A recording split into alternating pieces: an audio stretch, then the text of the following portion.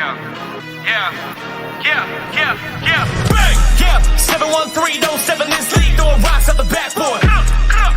Living our dream, better dribble to the three, take the shot, here a cash short. And we don't even care what you say, we ain't scared of the hate, get a win in this last board. Stand in the paint, better clear out the way, hit the court with the black force energy. Every single week on a killing spree, you kidding me? You talk about winning with the epitome, you better be talking with peace and we locking the key on them. Know that it's rocking with Ryan and Donte, the drip guy we beyond the gossip, the topics we talk on a pop and we conquering the obstacles that we cross as a team. Shot from the seats, we the Rockets like Elon. It's the H-Town rundown. Let's get started right now. Well, welcome back, Houston Nation. We got a big panel here, as you see. I'm your host, Preston. You can follow me at _JAWG on X. This is H-Town Rundown, Houston Rockets basketball podcast. Follow us on X as well. AD, Donte, AK, and Chris are here with me today. Let's start with AD, man. What's good, man? What's good? We got some good news. Lovely day. It's the start of free agency. Houston Rockets. We got a lot to talk about. AD, where can we follow you, my brother? Right here at the H-Town Rundown. Yeah. See it right there. Right, it's on there. Donte, man, it's good to have you, my brother. A lot of Rockets news to break today. How are you, and where can we follow you, man? I'm doing awesome, man. We already off to a very good start. But y'all can find me at that Rockets got Coach Donte. Y'all can find me right here. My guys. Hell yeah, it's good to have everybody here today. And from the Rockets Round Robin crew, we got Mr. Sir Gorman, Clip Gorman. Thank you for joining us today. What's good, man? Hey, man, good things happening. Rockets basketball on the skyrocket, right? Looking good, feeling good, ready to talk some Rockets ball. It's been a while. Awesome, man. I love to hear it. Guys, is that better for my mic? Does that sound a little bit more clear? Yeah. He said, yeah. Speaking of the man, the myth, the legend himself, AK, my brother from Rockets Round Robin. What's good, man? What's happening, y'all? Y'all can find me on Twitter /X at AKinfinity_VVS. Also on YouTube at Rockets Propaganda Channel and the Rockets Round Robin channel. I am the leader of the Championship or Bust Brigade. The one and only leader of that. Theories will be tested. Hold on. Theories will be tested, and proof of concept is on the way. Let's get it. I can't wait to have a parade in Houston again. Yeah. Speaking of a parade, before we got a lot to talk about here, but we have like actual breaking news to kind of discuss here. AD, man, you wanna break the news for us? What just happened? Right now, breaking news. Houston Rockets. Every time it's free agency has started. So every time there's a major move, a Houston Rockets move, we will play that noise, so we will talk about it. But the Houston Rockets have signed free agent forward Dorian Finney-Smith to a 4-year, $53 million deal, reported by Shams Charania. How you say it? Charania? There we go. And 3-and-D wing, a guy who the Rockets have been rumored about signing for like the last 2 weeks. When they couldn't wait to jump on and get some Finney-Smith in the system. Yeah, some BFS. God, dog, that was terrible. Well, let's talk about it. How do we feel about the signing? I'm cool with it. I love it. Everybody, look. I love it because they have a clear plan of what they want to do, and they're taking it into fruition. So I kind of like the move because, again, they talked about they wanted to replace Dillon Brooks, and he's a guy that fits the exact mold of replacing Dillon Brooks. Okay. And it's not a bad contract. I mean, 13 and a quarter. That's not bad. Money-wise, right? Especially compared to Dillon, who was making 20-ish, right? That's definitely something to consider as well. We're talking about DFS, rebounding, shooting. AK, man, what are your thoughts? Breaking news here. How do you like DFS? How do you like his fit to discuss, how do you like his fit next KD? That man is definitely a Udoka guy through and through, bro. He's going to make very little mistakes. He's going to play his role to a T. He's athletic, long wing who can fit that switch everything scheme on defense. And I feel like, yeah, as much as he a Dylan Brooks replacement, in theory, I guess, I think his fit is probably going to be a lot better because he going to play his role all the time and he ain't going to forget who he is. So, man, let's get it. Let's get it. This championship a buzz, man. Let's get it. Championship or bust. Okay. D. What do you think, man? What do you think, Donte? Man, I like this move, man. Oh, you talking about me or AP? Go ahead, Coach. Yeah, Go ahead, Coach. Like it's a good move. Excellent Dylan Brooks replacement. Someone that don't step out his comfort zone. Who doesn't worry about his offensive game unless he's shooting the ball, unless he's shooting the ball. And he's a great defender. He's a hell of a defender. He can block shots as well. You can also use him on switch on pretty much any guard. Like I say, in his shooting is improved. His shooting is very good improvement, and he's something that you would want on a team. Definitely Ime Udoka guy, somebody that doesn't do too much, and somebody that just fit the role in his offense, just play his game and just plays his role. That's a big difference between him and Dylan Brooks. He just plays his role and just does whatever he does to help the team win. That's what you want on the team. This is a good move. Okay, that's a good little breakdown. AP, man, hello, by the way. Thanks for joining on the show. DFS just got signed. What are your thoughts on that? And Stone, I trust, man. I love Stone, man. He always getting the right moves. He wants to win this championship so bad. Let's get it, man. Okay. I like it. Now, Chris, I want to ask you because you're kind of the X's and O's guys that I know and trust, right? DFS and KD, right? I feel like that's definitely an upgrade over Jalen Green and Dylan Brooks. How do you like that pairing?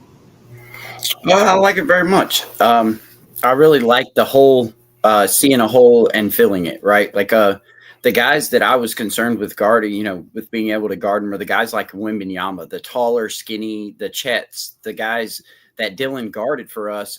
We kind of didn't fill that hole until now, right? DFS is going to be a great, and like AK said, he's going to stay in his lane, right?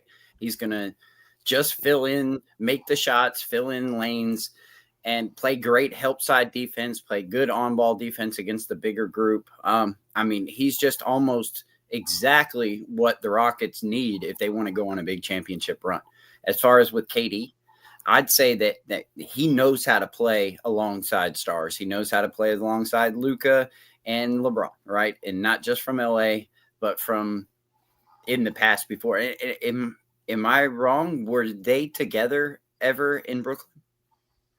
I think DFS did play alongside KD in 2021 with Kyrie for that brief stint he had. I don't think he did. He play? Wasn't he traded for Kyrie? You know what? Because Kyrie's on the Mavs. You might be right about that. I wonder if KD played a couple of games with him. But anyway, he knows how to play alongside stars. He doesn't try to outshoot his role like Dylan did. So I think he just kind of slides in nicely. And, and the ability to kind of stay big and stay tough was something that I was kind of concerned with. Stone, Ime saw the hole and filled it. Yeah, it's definitely a good thing. Hey, surprise. Hey. Oh my goodness, bro. Evil Twin is here. What's going on, fellas? How y'all doing? What's going on, player? Doing good. Man? I'm happy to be here. I'm just here to contribute. That's all. What's going on, baby? What's happening with it, Pastor? What's up, man? Yeah, ladies and gentlemen, keep going. Let's get it. Ladies and gentlemen, if you don't know who this is Pastor. Originally, way back when we had Smiley, it was PG, Donte, and I. And wow, there was a lot that happened. But we are kind of coming up, right? Playoffs. Fortunately, Pastor got his wish, and Jalen's no longer on his team. Hey, well, you know I came up here for that too, baby. But we're going to talk about what's going on right now. Let's talk now, though. Yeah, we're going to talk DFS. DFS just got signed, and Kevin Durant is there next to him. What are your thoughts on that? Man, I'm excited. I'm not I mean, I'm gonna use the word. I'm not a glazer for DFS, like I see a lot of people on Twitter doing right now, but I do think that it makes sense. It makes sense for what we're doing. I don't know, kind of like what idea, like what I don't know what we're trying to employ, or deploy out there as far as defense and schematically. Like I expect Jabari Smith to start, I expect Şengün to start, and I expect KD to start. And so when you talk about where DFS fits in, even rotationally, it's kind of weird to me. I think we kind of have some weird, kind of construction surrounding that guard spot. Unless we're going to go like just extremely big lineup, I don't know how, DFS breaks into that starting role. But bro, like bro said, like I do think he's a good fit. I think he knows how to play with other stars or play with stars. I'm sorry. I think he's a good size. I think he has a lot of good effort. Believe it or not, I was watching some of his highlights before he got signed, and he reminds me of a more and kind of like an older, polished version of like Tari Eason. So I think he kind of get the double down on what Tari Eason brings to us as well. But I mean, it's a good fit, and obviously they wanted him, and he wanted us. So like, I think they have an idea for what they want to do. I'm just not in the know yet. You know what I mean? But it makes sense, and I think it's a good fit. It's a pretty good breakdown. Wow. It's just kind of a shock to have PG here, man. He doing a lot of things. We got a hater in the chat. This is a Laker fan. I hate Lucian Smith. Hey. Yeah. Oh yeah. Oh, this is this the biggest news ever to me. Then I love when Lakers fans got some tears in their eyes. That makes me happy. Yeah, some Laker fans are mad that they lost him too. Oh yeah. Oh, I got some people to text. Where my cousin at, bro? Hey, Chris, you just had to They mention. might be getting up Brook Lopez from what the reports be going up. They may not even go get Aiden. Chris, Yeah, you those just are some guys. I think we need a third center. I mean, it's a lot of guys. Brook Lopez makes sense if you don't use him a lot. You know what I mean? Just deploy him when needed, get him some rest. I'd like to see a rim runner. I'd like to see a vertical lob threat, something that can actually rim protect vertically. You don't like what's your guy name? 2-way contract. Donte and finally Donte. Yeah, Donte. Yeah, I like him. Donte? I like him. We're not going to see him, Yeah, right? if he gets some more minutes, he might do some. He won't. You right? say he might get some minutes? I said if he gets some minutes, not. Oh, that's a capital if, right? Capital if. Chris said he won't. Big capital if. All right. Chris said he won't.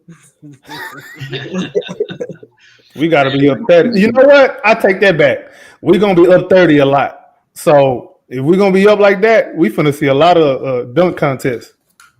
Well, that's a good point too. Like, though we should get another center, it ain't even about being up. Like, there is a lot of back-to-back opportunities that these guys are going to rest. Mm-hmm. We have a lot of injuries that we deal with from Amin Thompson, Tari Eason, Kevin Durant, and so forth.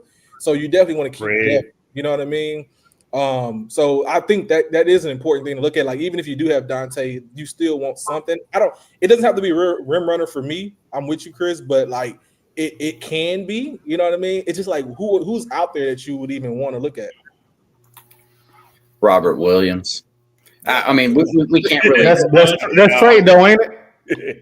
That's trade though, ain't it? Right now, yeah, we're kind of locked in. I mean, unless we're into the first apron and playing with the tax and everything, and which I don't think they need to do. I would chill out, Yeah. So I mean, take a flyer on a Wiseman. Would he take a vet minimum, and we could still slide him and keep him on? What about Bo gives you that too, though. Yeah, I'll take a ball. I mean, low risk. What? Ain't no risk. We're gonna really. have to fill out the roster. What You said what? What you say? About what? What'd you just say? He said low risk. No. You what? Man, I don't know what you're hearing over there, bro. You need some cotton swab? No, you tried to get me earlier. No. Oh, bro.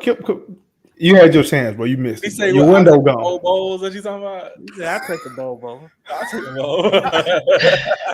All 7-2 of that bowl. Y'all terrible, dog. Oh, Lord. I set myself up, though. So, Stone's off season so far. What are you guys ranking him? Right? Are you giving him an A+, an A minus? Like, I feel like he's been pretty good. A minus, A+ right now, really. He had an A, man, because he done got us a lot closer to that championship, just like that overnight.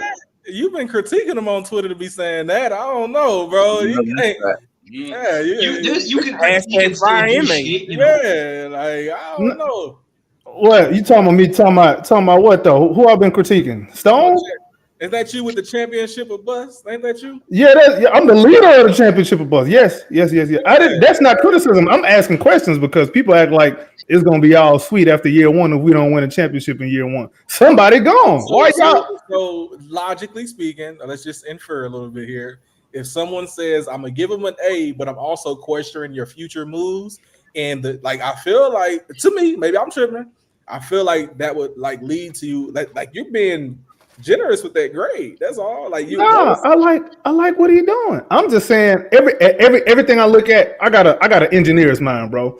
I'm always looking at a risk. I'm always looking at a risk management point of view. Like, okay, we're gonna make this move. What's the downside? Can we stomach this downside? Is that okay? Do you accept the risk that comes with this? You do? Okay, let's run it. That's all I'm saying. And people be taking all that stuff personal. No, stop trying to be right about something. No, it's just information. Get out your damn feelings. I feel that. Well, I'd say, as a Jalen Green guy, I'd say that I'm a whole lot happier after the Jabari signing, right? Like now it makes a whole lot more sense.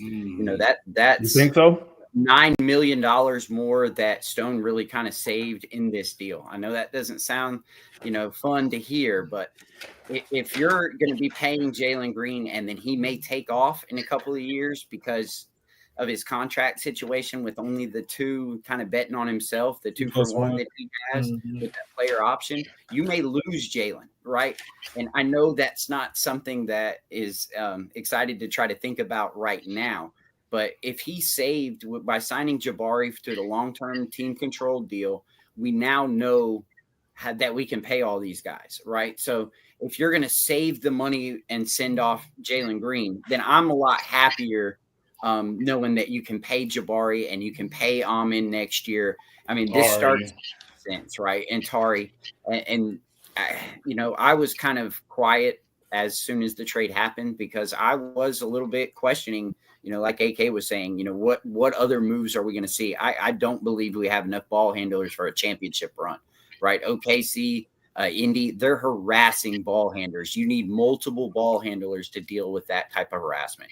It's going to start coming from different angles too. To me, the way they're playing this is that they see KD as a 2, right? They're acting as if KD is a 2 guard, and that's where he's going to kind of slide in. And I mean, I don't know if that's the right answer or the wrong answer. I just would like to see more ball handling. So I'll wrap it up to say that there should be more moves, I would think, down the road. Now, whether that's at the trade deadline or it's signing minimums to try to help it out. And if it's going to be the Reed show as the backup ball handler, then do we have another option at the trade deadline, right? Like if we're going to be a championship team, we need to be able to make those championship moves, right? So I think if I was going to say anything about the Jalen and KD swap is that now it starts to make more sense now that the trade is actually starting to see what else he can do with the trade, right? Like not getting DFS if we don't send Jalen for KD, right? Understood. Hold on. One real quick. There's an update on the contract for Finney Smith. That 4th year is a non-guaranteed with a player option and a trade. Okay. That's a hard deal. Year 4 of that contract is non-guaranteed. It's a player option and it has a trade kicker. I got a question about the trade kicker. Does that, when you trying to match salary, does the pre-kick price tag, is that included in the salary matching or nah? Or that only goes through? It's not? Okay, I feel all right. Because it kind of threw me off. But to your point right quick, Chris, to your point, you said we need another ball handler, right? Even though I agree in theory, I understand. I agree in theory. However, one guy apparently was taking reps from everybody else and holding everybody back. So we're going to find out if that's true or not. If we really needed another ball handler, we're going to find out if that's true or not. Because one guy ain't going to be there to hold everybody back, taking everybody's reps. That's what they said. So we're going to find that out. That theory will be tested and proof of concept is on the way. You're going to hear me keep saying that. Hey, I would say that it's so hard for me to give grades to Rafael Stone because I often I have to look at like his whole body of work and how he got here. That's And, fair. and so much of it is just like me understanding that a lot of these things kind of fell in his lap. Even the KD situation, I'm still on the side of like he may want KD, not Rafael, right? And then I think a lot of these kind of concepts around that too, like how we're building out the rest of the roster. And my point was that I stand by the fact that I don't think Rafael's a good GM. That's just like me. We can get that to that another time. But the way that it's coming to be, this may be his best offseason as far as willing and dealing when it matters. And like what Chris said, how we dealt with the really the Jalen contract, though it had the play option, I would kind of give it a B plus grade, dealing with the issue of like who we were, how much money we saved, who he is as a player, and so forth, right? And giving that chance for him to show like, hey, you could be that guy, we believe in you, right? But being able to get off that contract that led to a KD trade, right? That's important to kind of clap it up for him, you know what I'm saying? And then backdoor and adding Dorian Finney-Smith, which I mean, I feel like there may have been other players out there via trade market, but you're still able to get them on a quality $13 million a year deal. I feel like that's you can kudos to that. And then extending players, so keeping the continuity alive. I think you got to clap it up for that. So if I'm only looking at this offseason in the vacuum and giving them a grade, I'm gonna give them a B, probably B plus. But a lot of that is I'm spiteful though in giving it because I know how bad he willed and dealed over the last few years. But I will give it a good B plus, solid B plus, because I think he did right this offseason and ended up doing some good things. Well, you got to We give him saved credit. money on the Fred contract too. Yeah, you got to give him credit for that. Also. Yeah, but the Fred contract. See, y'all don't want to talk about the Fred contract because nobody was paying Fred 25, bro. So if y'all want to talk about, we can, but I mean that's why the B plus is there. Who was giving him 20? Yeah. Nobody. You know what I'm saying? Hey, you know who his agent is, right? I could see it, but you know who his agent is, right? So you better behave. I mean, that don't bother me. This is big business. So if you're a GM, ain't no agent telling me how I should run my business. Rich Paul is the second most powerful man in the NBA behind LeBron. Hey, we would have to try to test it if I was in the position. So I'm glad you're not in that position, bro. Let me ask you guys this: would y'all have run after some of the bigger name point guards? Like Kyrie? Like who?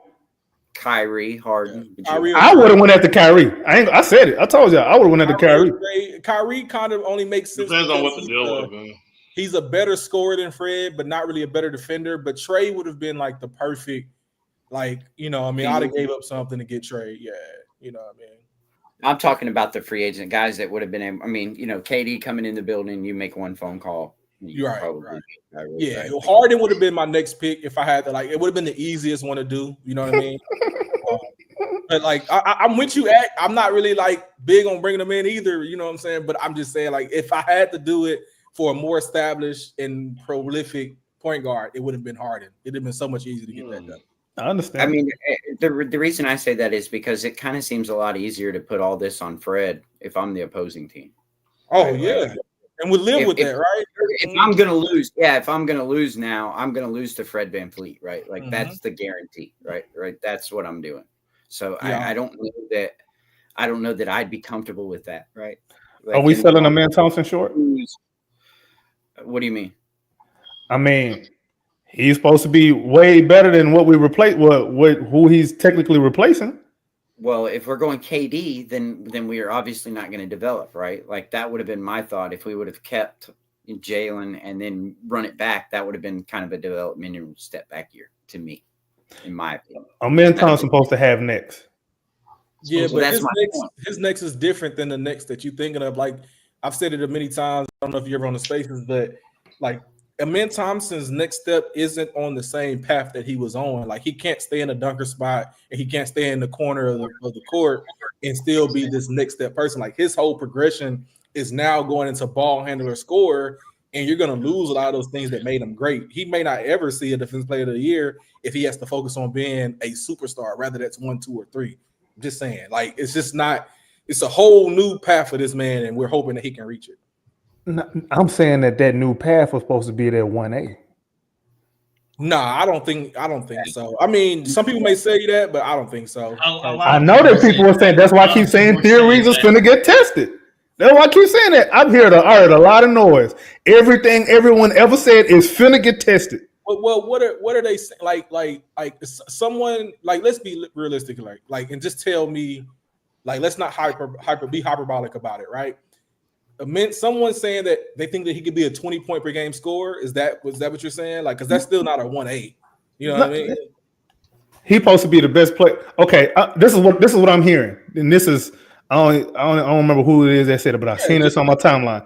I was told even if we don't win a championship with KD, the window is Amen Thompson still. If you're gonna say something like that, that means you expecting Amen Thompson to be your 1A. You can't say something like that and then he don't get held to the same standard. I mean, both can still be true though. You know what I'm saying? Like, I'm listening. It just depends on the role that he develops into. Like, I think, what is he, 22 at this point, 21 and 22? So it's like by the time KD retired, be 23, 25. You know what I mean? So it's like that is something that you have to understand. Like, if he's going into a primary ball handler position, and he's creating for others, and he's giving you 20. If he's giving you 28 and 8, like, you know what I mean? Like, that's a 1A, bro. I don't care how you sum it up. Now, yeah, that's what I'm saying. That's what they say he's supposed to be. Yeah, but I'm saying, like, that's doable. Like, I hear a lot of things like he's going to be like a top 5 player in the league. I thought that's what you were referring to. And it was like, yeah, that's what, bro. I understand. I understand. We probably got different definitions of whatever. I don't necessarily believe that you have to be top 5, but what I'm saying is, if you telling me the KD era is not championship or bust because you still have Amen Thompson, that means Amen Thompson got to be that dude for you going forward, because you can't say the championship window is still open if Amen Thompson is not one of them type of dudes in the NBA who can lead you to a title. Yeah, after KD. I think it's still open regardless of like KD, because you have both Amen and Şengün regardless. But you understand what I'm saying though, right?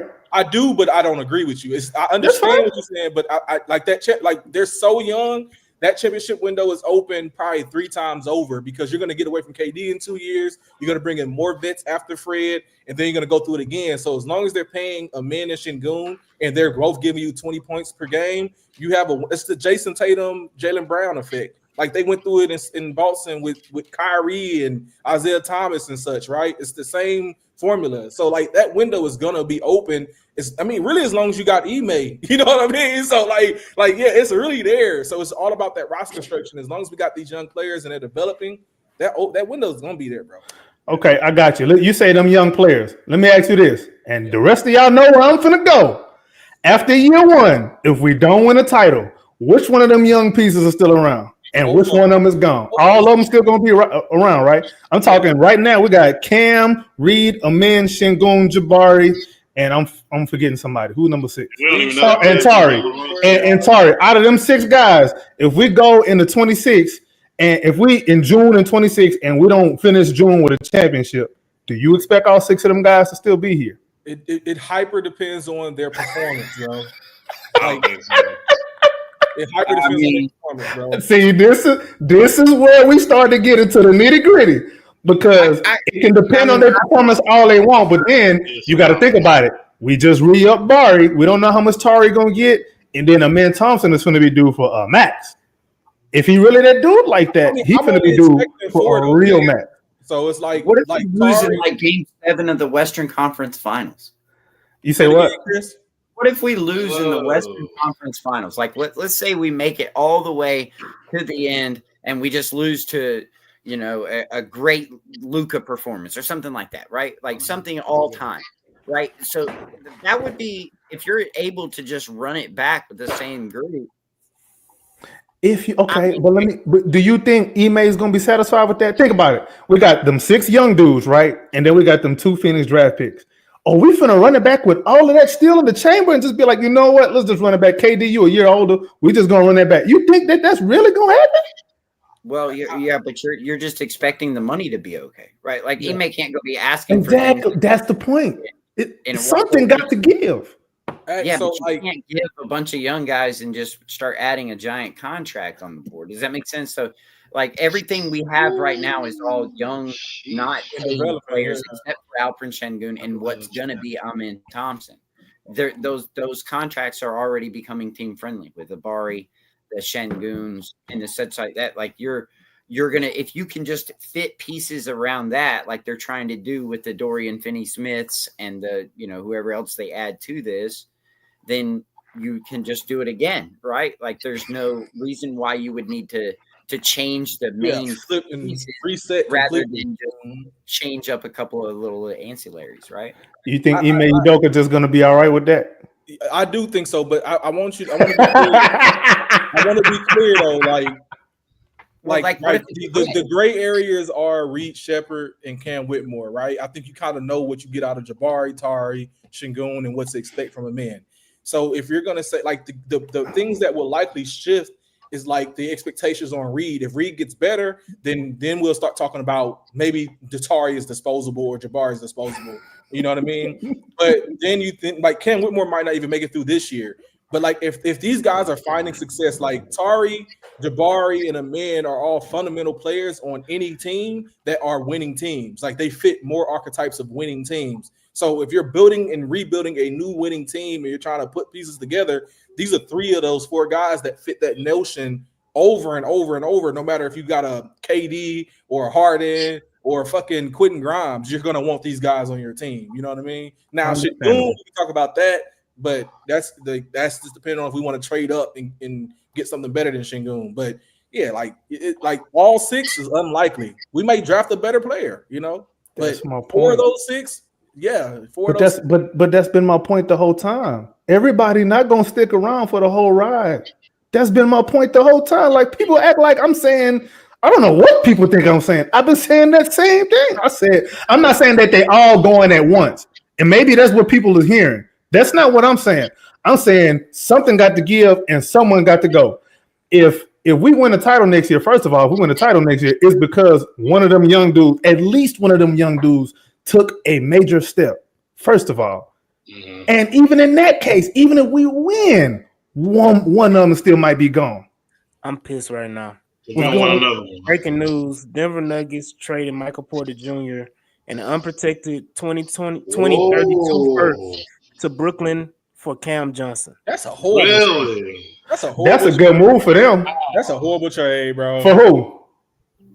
That's good for Brook. That's good for the Nuggets.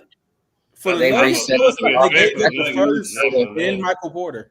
Nah, but Cam Johnson feel what they're gonna do a whole lot better because I like Michael Porter Jr., but he got some of that I'm that dude in him, and he be taking some. That's the Cat Minnesota deal. Season, man, that's the best. What'd you say? That's the Cat Minnesota deal, right? That's the very same Cat Minnesota, New York. Same. They're trying to reset because they're so locked down. They have nothing to do. Nobody. They don't have any value contracts on their roster except for what Braun. Oh. So you have to, if you want to be able, they can't even bring in free agents right now. This resets it to allow them to try to put in new pieces. So that's a cap situation, huh? Yeah. Huh. Yeah. So the cap is forcing people to blow up, huh? Not blow up, but they forcing people to make uncomfortable moves, huh? Well, Memphis is about to do something. They're about to buy out Cole Anthony too. All right. Hey, listen, let me tell you something. I know he don't play a lot of defense, but he can get a bucket. I would go after him. Cole? Yes. Well, Britt, he's going to Denver, so we don't have to worry about him in Houston. It's not a problem no more. It's not a problem no more.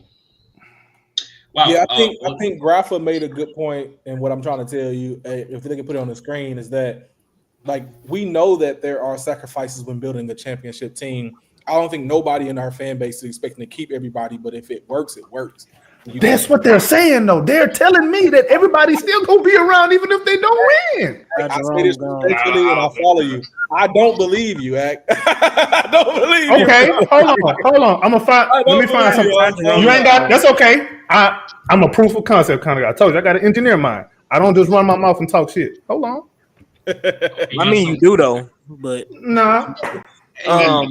Hey, Ty Jerome's going to Memphis, 3-year, $28 million That's a deal. good look for them. They need that. That's a Okay. setup for them. That's a good deal. Who else are we targeting? Do you guys have ideas? I know Luke Kennard's name was popped up. Yeah, that's but what I don't know saw if that's too. even Yeah. enough. Well, Who else? we Who's still got our coming? little Nikhil league. running Nikhil Alexander Walker. No, they're not. NAW probably They gonna go done to with the the Hogs. Nikhil. They done? Yeah, they're not doing the Nikhil one out. That's They what the can't rumors do is. it. Yeah. Yeah, money wise, they don't have it. If I they don't can, know. I think you the kick the fire on Cam and let it. You see it through. that would be They the. said he might go to the Bulls. But I don't know. How many Yeah, minutes well, is Cam getting on this roster now that we have DFS, right? Because like we're looking at the starting lineup. That's kind of something we've been discussing, right? Of someone said that KD kind of looking at that 2 role, but starting wise, is it not Fred, Amen, KD, Jabari, Şengün? Jabari That's just what I got think. paid. I was assuming that that's kind of like what we're assuming, right?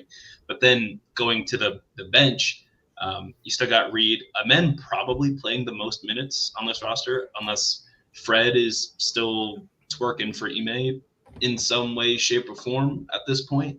But it's probably going to be Amen. But other than that, like our guard depth is that Reed. Is Cam playing 2? Is he playing a lot of 2? Where does DFS fit in? Cam will dominate as a 2. He just got to lock in. Yep. You don't think Are you DFS sure about will that, start? or is that a theory? I just kind of understand his game. He needs to You score. understand his game. Help me Yeah, he understand his just needs to score. He just needs to score. And I think at the 2 off the bench, the only thing that I think he will struggle with is kind of playing defense against other guards, premier guards specifically. But yeah, I would like to team ball too, say it again. like team ball too. I mean, that comes with maturity.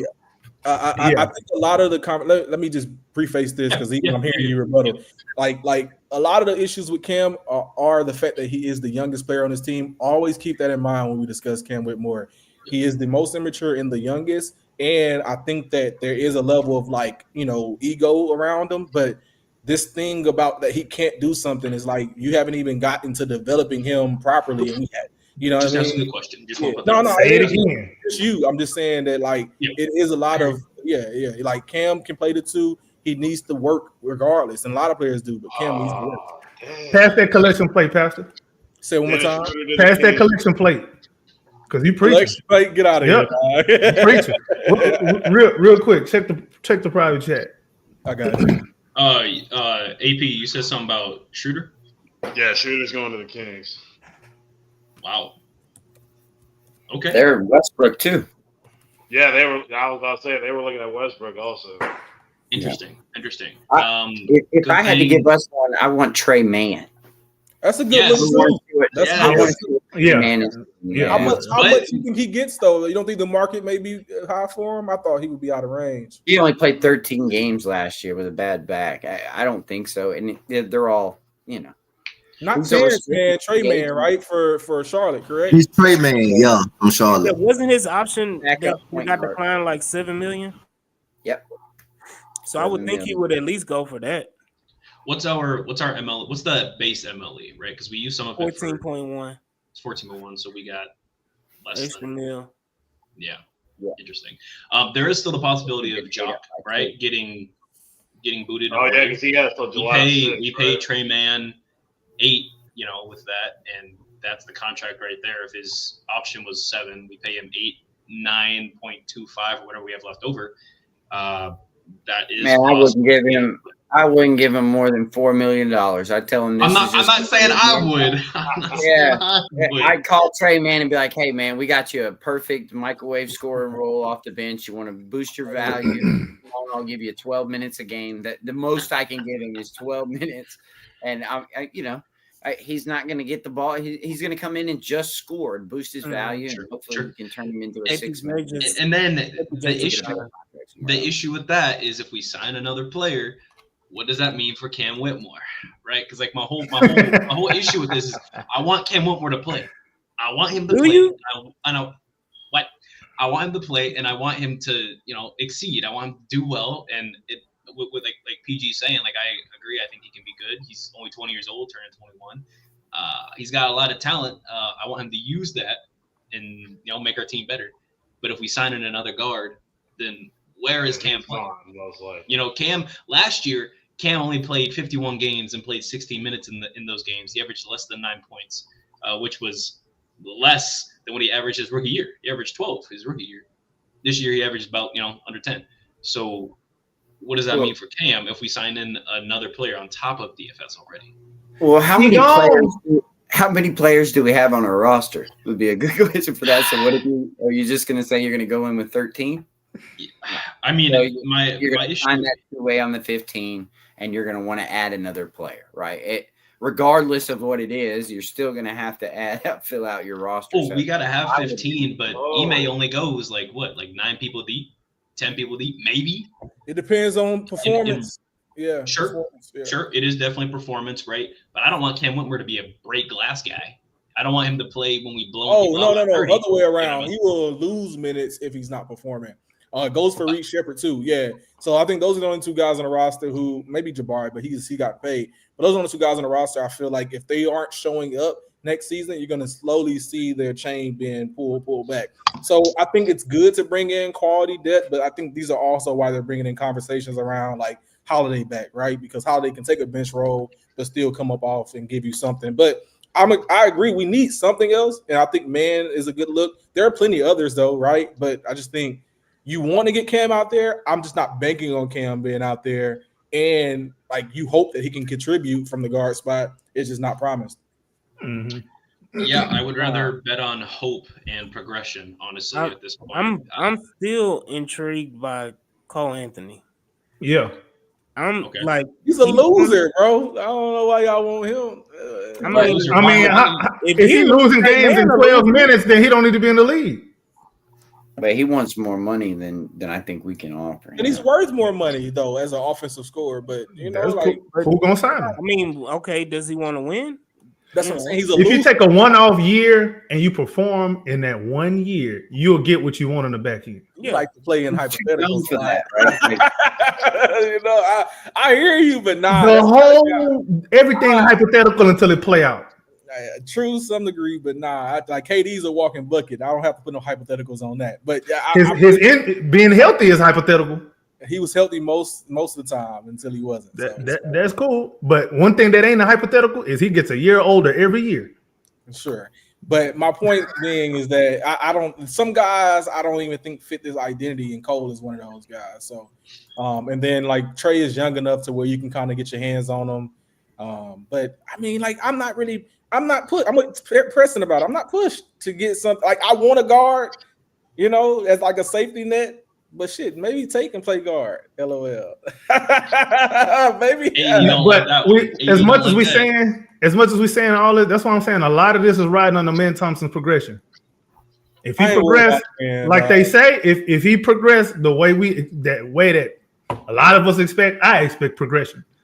If he really progressed, I think we in good shape, and all of this is just a moot point. Mm-hmm. Bruce Brown just signed a 1 year with the Nuggets. Damn, man. I like he went right back to the Nuggets. He went back to the comfort zone. Yeah. I don't blame him. That's good. That's good for him and them. That's good. Yeah. If he can stay healthy. Mm-hmm. That's true. He can't even play 10 games without going down for half the season. So I got a question, a theory. Is there anybody else? Oh my bad. Is there anybody else that? Because I still think there could be some movement trade wise because of the KD and the KD trade hasn't been finalized, so it could be another team involved in the trade. So That's what I'm saying. I don't know if this is the end of the Rockets movement as far as like saying we don't have money for this, money for that. We may get another player involved in that KD trade. So if Cam is moved to the 9th, then he would be involved in that trade. But then what would you bring back? What do we need? What is the biggest need? And do we need like somebody to play immediately, or do we need some other assets to put in the bank? If I'm trading Cam, he has to contribute now. That's not even a question. Okay, so because we in win now mode, right? Yeah. No. So it's another casualty, right? Not your win now. No. You see what y'all do? You see what y'all do, right? No. Ain't no escape. Hey, Kevin Looney going to the Pelicans. Good. He ain't with the Warriors no more. Yes. Jesus Christ, I I'm got gonna tell sick of y'all, that. y'all might not want to hear this, but I'm the listening. Pelicans gonna give us problems next year, dog, and they already do at times. So I don't know. We should be celebrating Kevin Looney. They're gonna give us problems eating He's with not that in Golden State. Ben-Aid. That's all I care about. Golden State got worse. That's all I care about at the end of the day. I mean, They they're gonna finna be get working. for they life. finna get Ben Simmons and Al Horford and go to Ben Yeah. Simmons played 30 games last year. Forget Ben Simmons, but the Al Horford part. Nah. Yeah. I mean, They got to replace him. If they get Al Horford, that's a Wow. win for them. Yep, it is. And they got Jimmy Butler still too. Yeah, it's gonna be wild. it'll be interesting.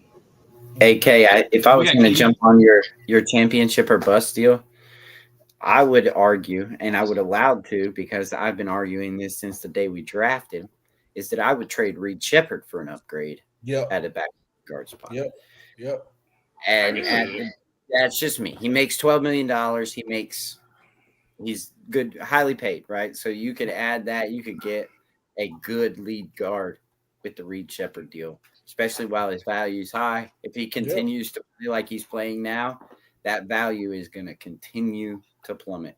And All I know is my bad. the issue, if that becomes the issue, that we put a lot of faith in a Reed Shepherd, who everybody wants to yell third overall pick, yet he might not have been in the lottery at this draft, right? So it was just a bad draft. So jumping on the third overall pick and talking about Reed Shepherd being a possible number one overall pick, it just didn't really track with me from day one. So Sure. That would be, to me, would be the one that if you were going to make the trade, I would understand at least. There isn't even well, respectfully, I don't even see a path to him being a good starter. You know what I mean? Like he's gonna struggle with height and size for this whole career. The shooting has to be there at a 40% clip. It has to be there.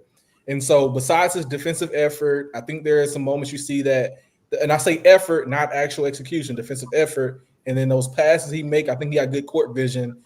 He still struggles like to make it happen as a point guard, and he's not really a point guard. So yeah, I just think that I struggle with the belief in like projection of that guy on this roster.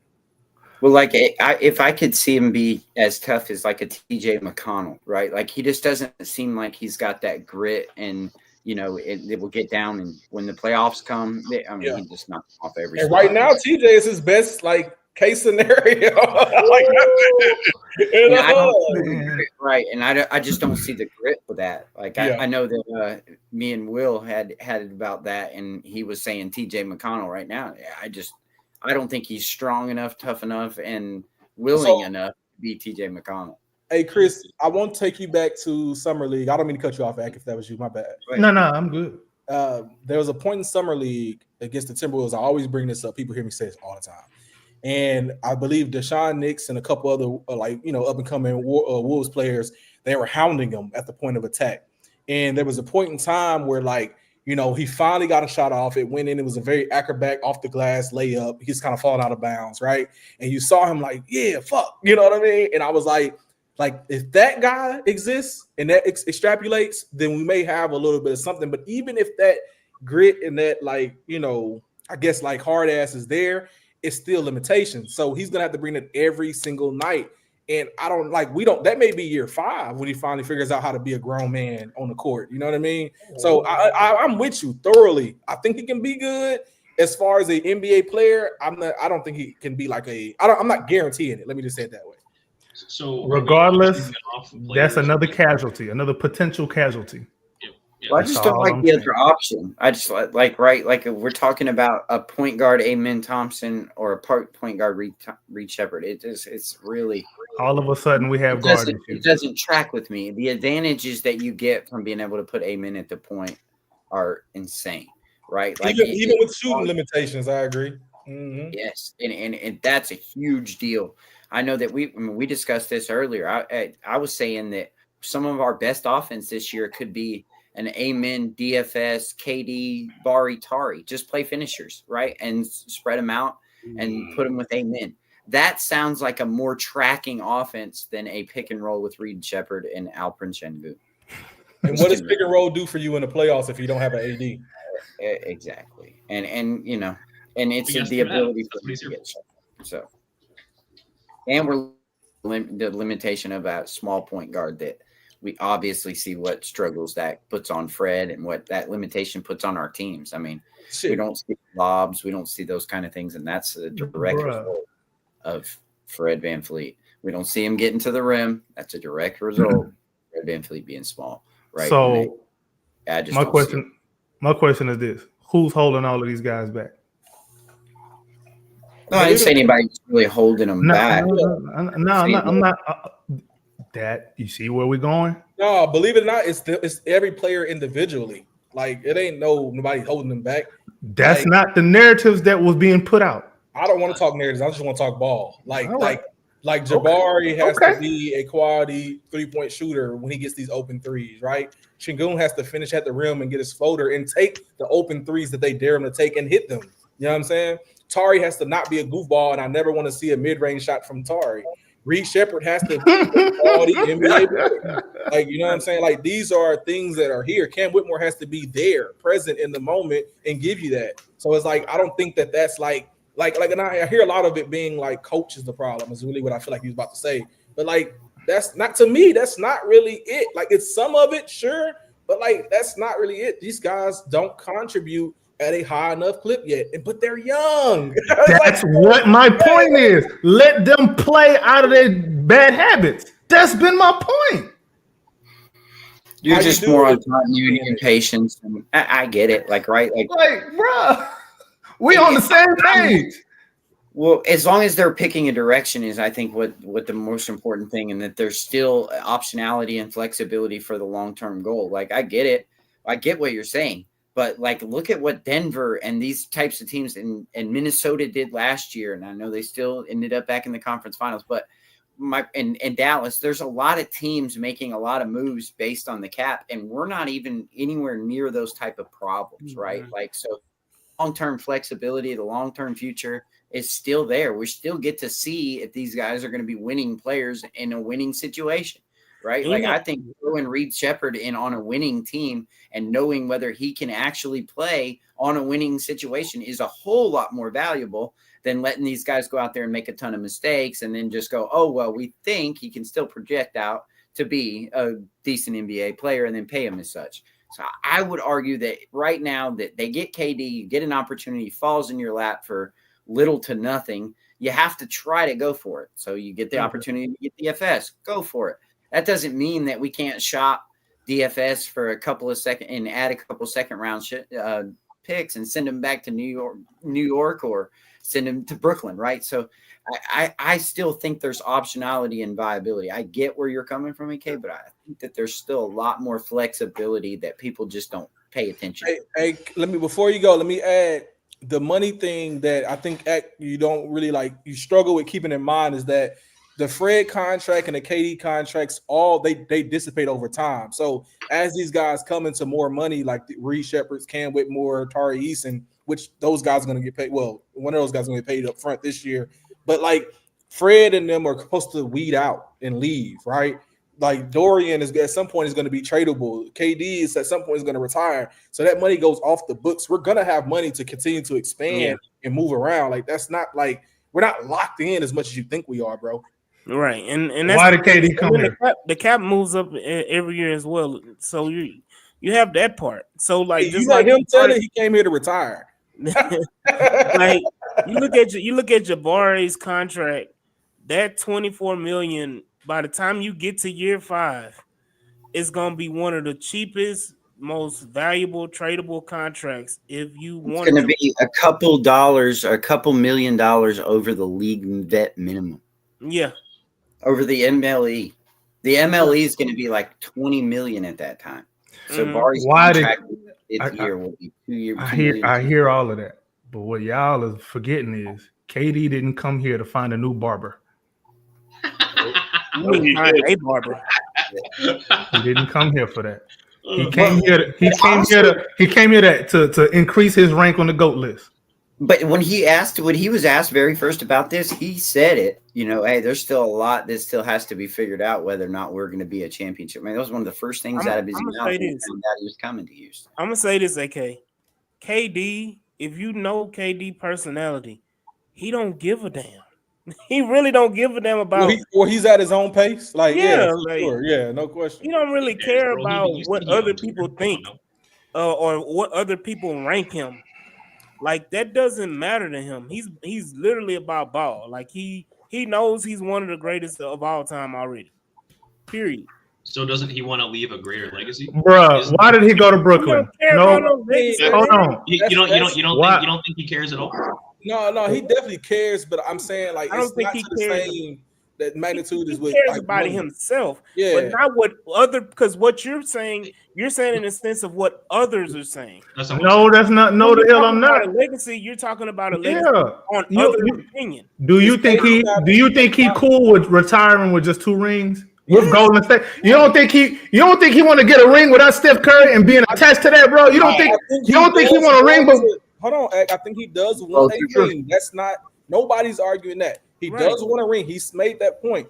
I don't think that he's saying, well, man, bro, if we don't win a ring, I'm gonna put y'all in the motherfucking bind. Like, boy, it better happen. He ain't saying it better happen. He's saying we're gonna figure it out and he gonna do his part. Like, it ain't Braun, man. It ain't Braun. Ain't So is that why he forced his way out? y'all keep Breaking news! y'all keep thinking. Breaking news! Boy, you got some Stop. small Hey, ass stop. hands, Hey, dog. hold on, everybody. All right, Stop. all right. Listen, Houston Who's Rockets that have team? signed Clint Capella to a 3-year, $21.5 million. oh, I'm out of this motherfucker. I'm out of y'all, bro. I'm all at Hey, y'all Pastor. boys, man. Pastor, check your ex, bro. Check, Hell no, bro. Pastor, check your ex though. Hell no, bro. Hey, hold on. Didn't Chris say he wanted a rim running? There you go. Hey, He can he still do that? Let me ask you something, Clint Capella, man. Give me Clint. Give me Clint, baby. Hell no, bro. Look at this. Look at this. that's good. That's good for Donte, for Enfile Donte. I'm not gonna lie, it's actually good. Hey, sure? you like that move? Huh? I'm finna go to Phoenix, man. I'm hollering at y'all boys, dog. No They hired way. Jalen for him. You and Kelly, you go right. I can dig that though. I can dig the Clint Capella thing. I think he's like a Steven Adams insurance. I can dig it. Yeah, What is this, You Tom? I understand it. You actually brought him back. Man, they got Jalen Ramsey over there now. You know what he is? Crazy. He's on a very tradable contract. Yeah, He is very on true. That's cool. Hey, hold on. What's crazy? That's cool. He a tradable contract. Jabari a tradable contract. All you doing is flipping Jock's money for Clint For Clint. Capella. That's That's it. right. He's making less actually. Yeah, than making Josh. less. So you save money that way. Somebody That's cool. said, "Hey, go look at the chat." Somebody said, "Bye, LP."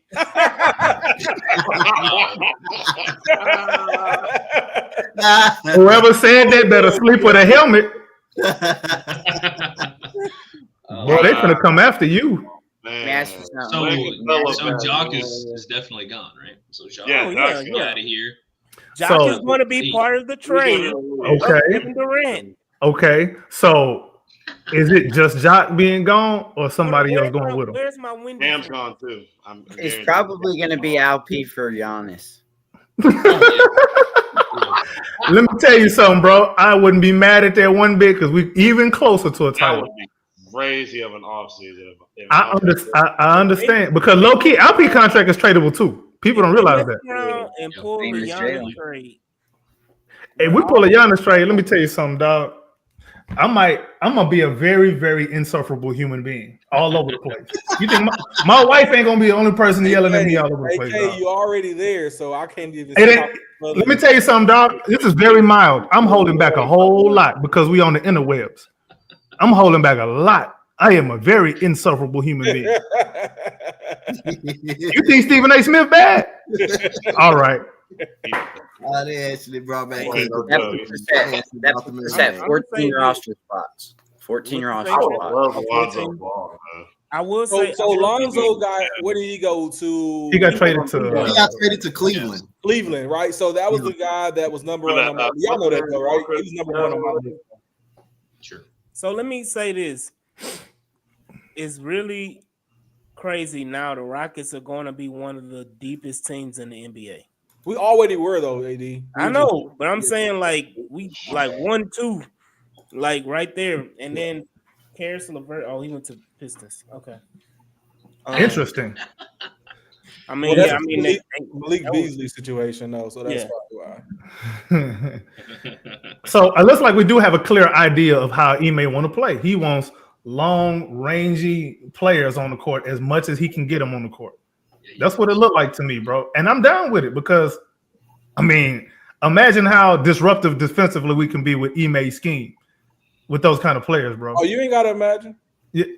We was doing it with Jalen Green and Alperen Sengun being on the court at the same time. Imagine you got upgraded defenders with more size at the same time, bro. Like, come on, like it's gonna be fun. Definitely better than Jock. I think you. Oh yeah, You're gonna miss Jock's 3-point ability. I mean, it wasn't great, but you're gonna miss that.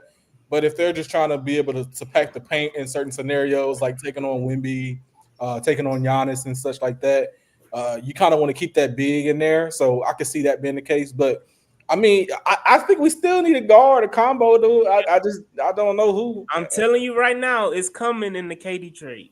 Yeah, who is it? Who is it? Right. You got an idea?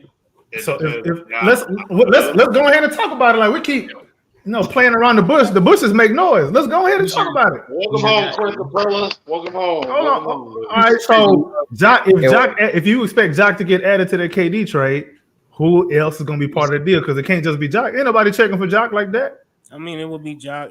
So this is the thing. We talked about Reese Shepard potentially being moved. If Ime believes in Cam, it's to me, it's between Cam and Reed. Who does Ime believe in the most? Probably Reed, bro. And whichever one he believes in the most, the other one's going to get included in the trade. And if it's Reed brings you back a bigger fish with Jock. Reed is a Stone guy, though. I don't think that's an Ime guy. I think that's a Stone guy. So what is Cam? Cam. So what is Cam? He said Reed's a Stone guy. Okay. No. Cam is a nobody wanted Cam. Nobody in the league wanted Cam. I mean, yeah, we were blessed to get Cam at that spot too. So but I will stand by Cam gonna prove the world wrong one day. Watch.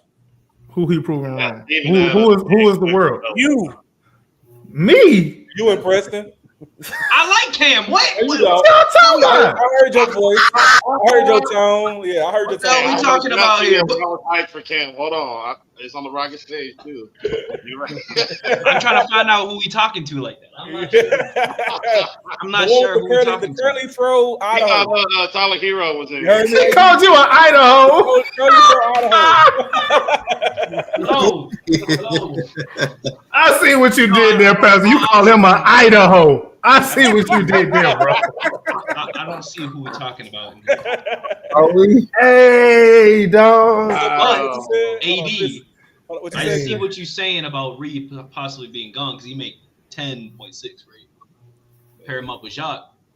That's a nice little 18, almost 19. All right, so who we getting? Drew Holiday? I don't know.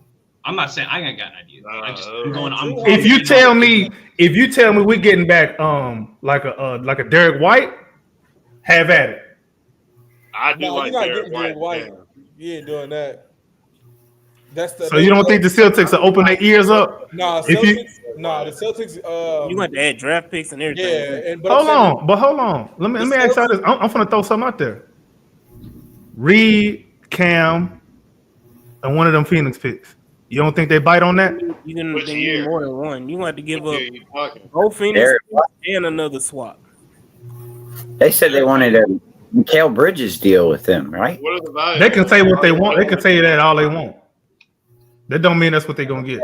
Yeah, but why would they trade Derek White? They got under the tax. They got where they needed to be. And they signed. And they can get even further on the tax and have some young guys to come and play back with Aren't they talking about trading Simons too? No, Cornette's gone. Cornette went to San Antonio. No, it was another center they already picked up, right? On their team. I don't know if they did pick up somebody else. Shout out. No, Porzingis got traded. That's right. Porzingis got traded. Cornette's gone. Al Horford might be gone. You tell me they don't want Jacques? Why is Clint Capella staying? Wow. Why would he stay here for way less money than Cornette? Because he likes Houston. signed a deal for way less money than Luke Cornett. He like Houston. He Yeah, like the chicks in Houston more than in Atlanta. You might be right. I'm tripping. Dunk on him, boy. Bring that 15 Yeah, back. Cornett signed him for more money. But I wonder if this puts us in the tax, right? Like if we're going to go into the tax, then there's a lot more moves we can make, right? Like if we're talking about going into the tax, then Naw is on the table, right? Because there's no reason why. Yeah, go for it. Let's get it. That's what I'm saying. Like let's go. Why not? Why not? Not that I want him. But why not is money? But go ahead. Would y'all trade Steven Adams for? Would you trade Steven Adams for Austin Reeves? No, I don't believe in Austin. Hold on, Steven Adams for Austin Reeves? Yeah. Are we getting more money? Hey, listen. Goodbye, sayonara. Man, y'all don't remember what them Steven Adams lineups look like? It had to look like that because we was missing so many damn shots.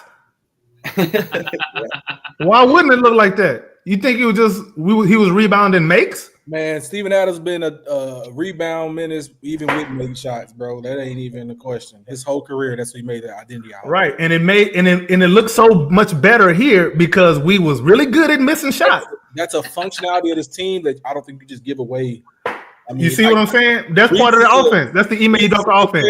But I don't think, and I don't even think they would do that deal. But I'm just saying that, like, I don't think I would make that deal just to get Reeves on this team. Man, Steven Adams can go sit somewhere. Give me Austin Reeves over Steven Adams, bro. I ain't gonna lie.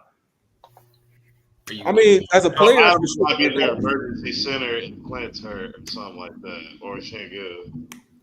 Yo, the rim protection that Clint's gonna provide our defensive. Clint's not the same. He's not the same as he used to be. He's not the same as he used to be. He's not motivated. He's motivated. But now we can insulate him in his own defense. Man, he can just pretty much stand there like a tree. Man, I got you. Adams was blocking shots for us in that. Yeah, that's true. That's true. Hey, man. Funnel. They're going to be able to funnel everything too. I'm good with it. Like I know that Ime Udoka wanted a shot blocker, and he's got one now. So it's gonna be really fun, man. We're gonna be fun to. Well, in theory, we should be fun to watch. Let me say this because you got to realize too, Steven Adams is probably going to play 50, 60 games at the most. Maybe, yeah. You know how many did he play last season? Let me see. Like around that. He didn't play most of the season. Yeah, he didn't play that. I don't think he played 60. Yeah, so I mean, you got to think about it. They're going to rest Steven Adams a lot of games. And, I think so. Yeah. And then, that has to be something. I said it earlier too. They have to be selling that to players that sign here, right? It's like they're gonna be an extra 30 to 40 games that you're gonna get starting minutes in. You may not play a lot of games, but you will play the games we have available. Is Steven Adams going to play the same amount of games? Pastor, I'm going to cut you off. Continue. No, you good. You said we on the same topic. You good, bro? So, are we expecting Adams to play about 55 games a season or more? Yeah, I would say 50. Over under 55. Yeah, I would say over 50. He'll play 50. And barring injury, yeah, over 50.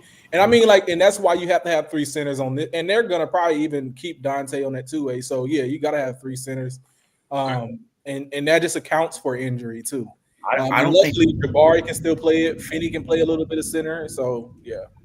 I don't know if I want to. So do we still have another move in the chamber? Or I mean, obviously the KD trade can still expand, but let's say that hypothetically that doesn't expand. I mean, because it doesn't have to. We know the KD part is going to happen. Yeah. If it doesn't expand, what's the play?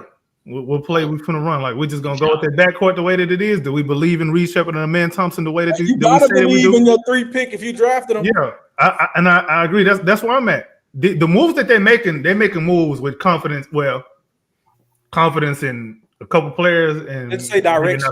Direction. We do it. We definitely have direction. We have a very clear direction, and now we have a hierarchy, which was a problem for us last year. Like you just didn't know who was going to do what. They don't care about guard shooting. They seem to only care about wing shooting. That's what I'm saying. But that's fine if you have guards that are creating rim pressure off of their own drives.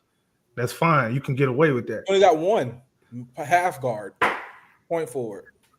Man, we should have got James. So what's Harden. the play? We should have got. There you go, Chris. Now Chris. It's perfect for James Harden, man. Good night. Who? You got 3 different kind of centers to play with. You got wings for days. Just go do your thing.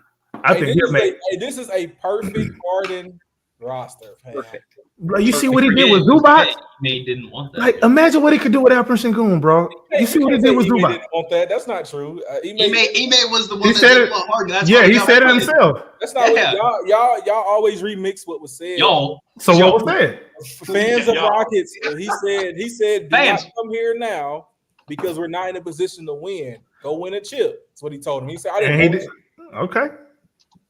He didn't say. That's a nice I don't way want of saying it. you. He didn't Just say that I part. ain't want you.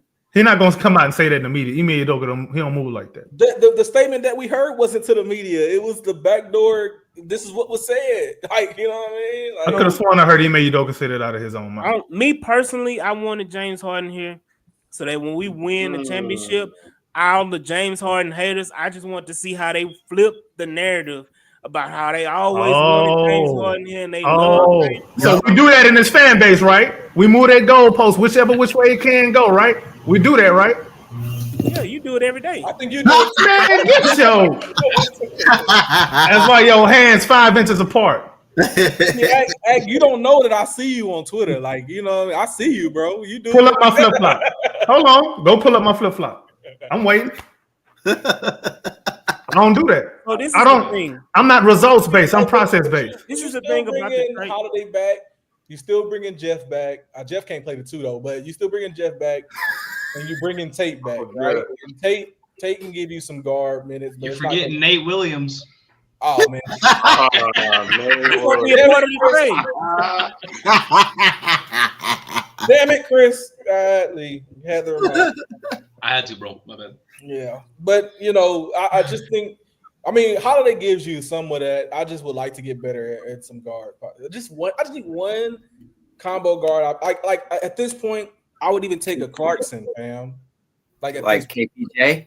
I would love y'all. KPJ, son. Keep that Don't thug get out. me started. Hey, back and if we're gonna bring up that goes back into the why Stone is a bad GM conversation anyway, because the whole twin backcourt, all that shit came to a fucking So anyway, And So it's what's the solution? growth having to play with the combo guard. that was Don't have to Chris. play You with are PG. speaking my fucking religion. Excuse my French. That is literally what I always say was like, we know when we should have went with John Wall and Jalen Green, we should have had them guys. Like, bro, we should have been building a successful veteran but developing team, but they didn't want to do that. Like, our culture was shit when they got here, bro. And that's that Stone, bro. That Stone. And I watched Phoenix turn Jalen into a point guard. Oh, he's gonna be fine. I said this before. I said it on Space. He's gonna be fine. I think his career is gonna be somewhere between 20 to 22 for the rest of his career. But if he has this next jump, like, I'm not gonna say I told you so because I wasn't a fan of him being here. But I will compliment his game. I saw it coming. It's just we didn't construct the good reality for him. I agree. Who else was saying that? I'm just asking. Who else said the same thing? Boy, he wants some credit for every boy. I can't even Nah, eat around. I can't even eat around you, boy. I eat around you. You gonna take my food? Nah, because see the problem is I consume basketball very different than a lot of other people, man. Everybody just look at what happened. They look at the results. I don't move like that. I'm like, what is the process? How can you do to fix the process? Because a lot of times the process is the problem. It ain't even the results. That's why you get inconsistent results when your process is inconsistent. You don't control the results. You control the process. When your process is all over the damn place, what the hell you expect the results to be? It can be any damn thing. So that's why I'm saying a lot of stuff that I'm saying. So, like I've seen like when Jalen Green was having good games, right? He was operating a certain way, and then when he's not, it kind of up and down. Like he's some of that is him too. Don't get me wrong. I'm not saying that he was perfect. Absolutely not. Hey, some of that is him too. Sidebar, I'm just reading the tea leaves. JT put out a tweet talking about Capella, and his B point was saying this Capella signing is a precursor to a major blockbuster deal involving Alperen Sengun, bro. I just read that. That's kind of JT. who blockbuster with Sengun? You already know who it is. Who is JT? Gatlin. Oh, Jackson. Yeah, Gatlin. off season is something crazy every year. Boy. What was unique about that? This fan base, boy. AK, what was unique about it? It had a bunch of eyes on it. Oh man, dog. So Quinn may not stay. He may be part of the final. Once again, casualties of a championship or bust process. This is what he's talking about. Real quick. This post here. Oh, them eye emojis. I didn't lie to you. Hey guys, what was I told? Our round robin group chat. Hey, real quick. Yep. I was told that all these young guys are still going to be around, even if we win or not. That's what I was told. I don't know. What is our? I sent you. Hey, Pastor, did I send you? The DM? Yeah, but I agree with the guy who you was arguing with, though. Of course you do. Of course you do. Why wouldn't you? He was kind of spitting though, AK. I ain't gonna hold you, dog. All right, bro. Let me say sidebar to Preston and his Clarkson hate. Sorry, it's specs. Let me say this. The expectation about Clarkson is that he's going to be a role player. Why would they hate him? They hated Jalen because Jalen was a starter. Yeah, Jalen should have been a 6-man at best, for sure. Lakers strike that out comment. Preston, when you gonna let me get off my Jalen hate, dog? Go ahead. I'm get off. What you want? The Jalen hate. Go ahead, get it off. Can I just say I told you so? I can't even say that. Where my Preston? Where my big dog at? Who was the big JG fan? Where he at? I'm still here. The other homie that was up here on the. Ryan, he busy right now. Okay. But yeah, man, I'm gonna say this. I said this to AD when we was in the chat together. It is a bittersweet feeling. It did not feel as good trading them as much as I thought it would, and I will admit that. I'll admit that. But why? Because I understand a little bit of basketball, so I get that we didn't do things right by them. But I respect it. But I just think that like if you, I don't know how to put this, like if you would have drafted in a different angle, like if Cam Whitmore was first, or if Şengün was the number 1 pick, right, or if Jabari was here a year before, then like Jalen would have fell into a role that kind of fit him a lot better.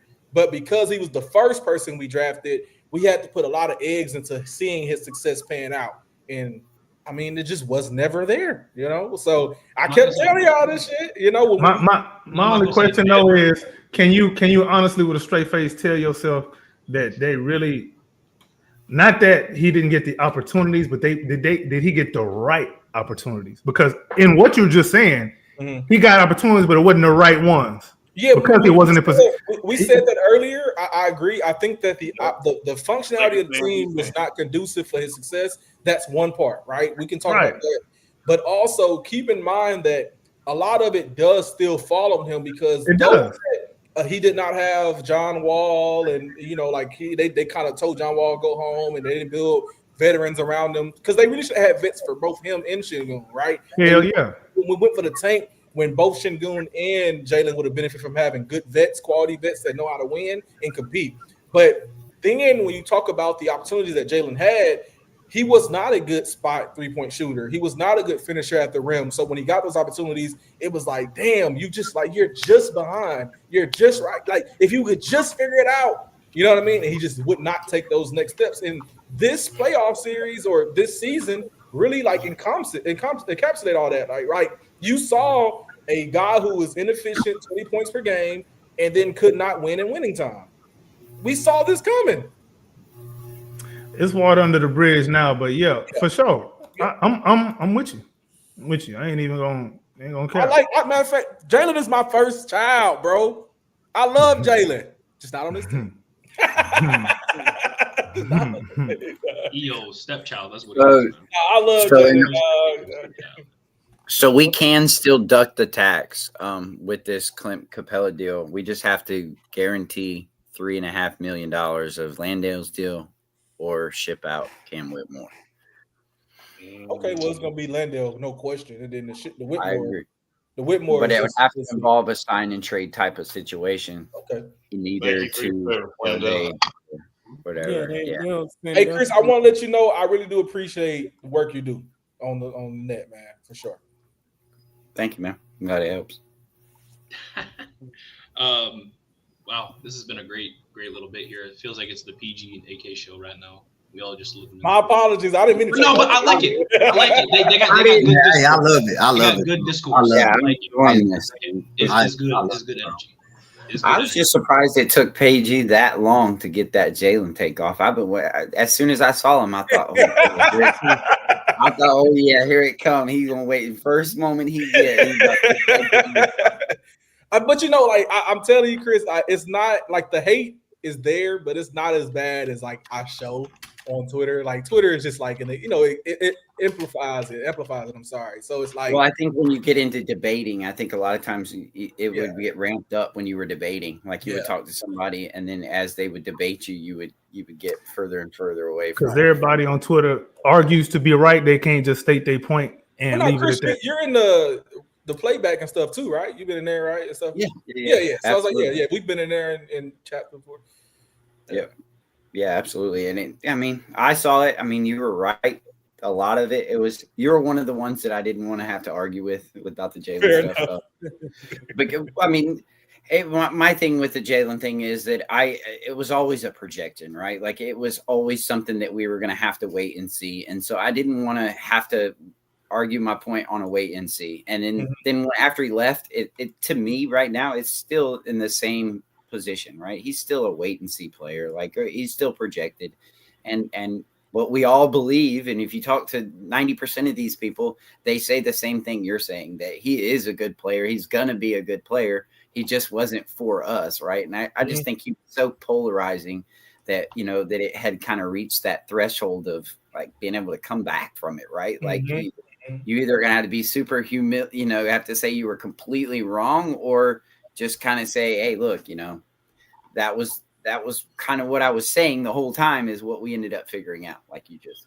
Yes, sir. Very interesting. I'm still excited for Jalen's career. I mean, I don't. I'll be watching. I'll be. My kid was talking about this, asking me about. He's like, it's Jalen, man. Don't you sad? I'm like, well, really and truly, Jalen kind of got it well too, right? Like we paid him, right? Like he got $33 million a year, and we shipped him off with that. We could have shipped him off without paying him.